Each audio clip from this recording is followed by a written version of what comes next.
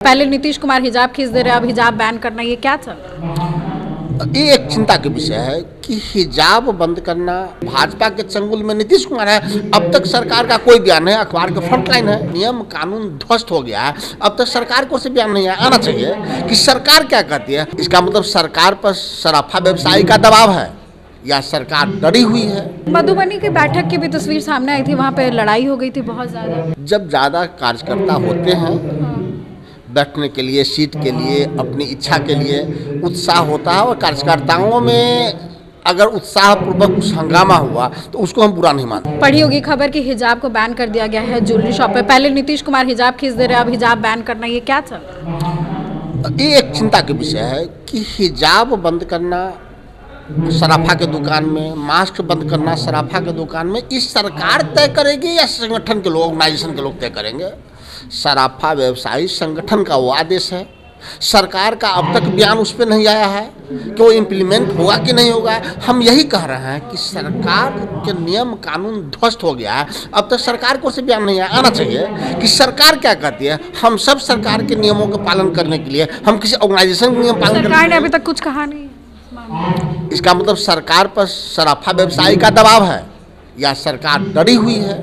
क्योंकि भाजपा के चंगुल में नीतीश कुमार है। अब तक सरकार का कोई बयान है, अखबार के फ्रंट लाइन है कि हिजाब नहीं चलेगा। नियम कौन बनाया? आप बड़े प्रबुद्ध पत्रकार हैं, इस बात को हम समूह को रखना चाहिए। ठीक है, कल कोई दूसरा ऑर्गेनाइजेशन नया नियम ला देगा, कोई कल तीसरा ला देगा, कोई आतंकवादी ला देगा, कोई अपराधी ला देगा। उस नियम को हम कैसे पालन करेंगे? पहले एक लाइन में इसका जवाब है कि यह नियम सरकार ला रही है या सराफा व्यवसायी संगठन ला रहा है। और भारत और राज्य के नागरिक सरकार के नियमों मानने के लिए बाध्य है, किसी संगठन के नहीं। एक मधुबनी की बैठक की भी तस्वीर सामने आई थी, वहाँ पे लड़ाई हो गई थी बहुत ज्यादा बैठक के दौरान। देखिए, आज भी कार्यक्रम चल रहा है। जब ज़्यादा कार्यकर्ता होते हैं बैठने के लिए, सीट के लिए, अपनी इच्छा के लिए उत्साह होता है और कार्यकर्ताओं में अगर उत्साहपूर्वक कुछ हंगामा हुआ तो उसको हम बुरा नहीं मानते। पूर्व कहा गया कि टिकट को लेकर के ये लोग, ये परंपरा रही भी है हर दल में। जो टिकट से वंचित हो जाते हैं तो समान तरीके से जो नेतृत्व होता है राज्य का, प्रदेश अध्यक्ष हो, प्रभारी जी हो, शकील जी हो, उनसे नाराजगी व्यक्त करते हैं। लेकिन टिकट तो किसी एक को मिलेगा। अगर हम आज तक चुनाव नहीं लड़े हैं, हम 35 साल से पार्टी के कार्यकर्ता हैं, NSY के ब्लॉक अध्यक्ष यहाँ तक आए हैं। हमारे सीट पर भी किसी न किसी को तो टिकट दिया ही जाता होगा।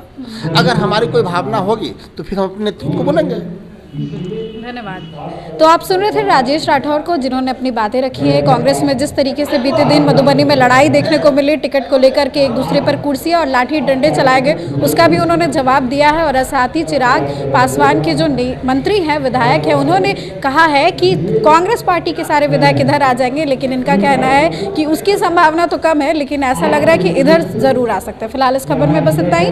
देखते रहे देशवा न्यूज़।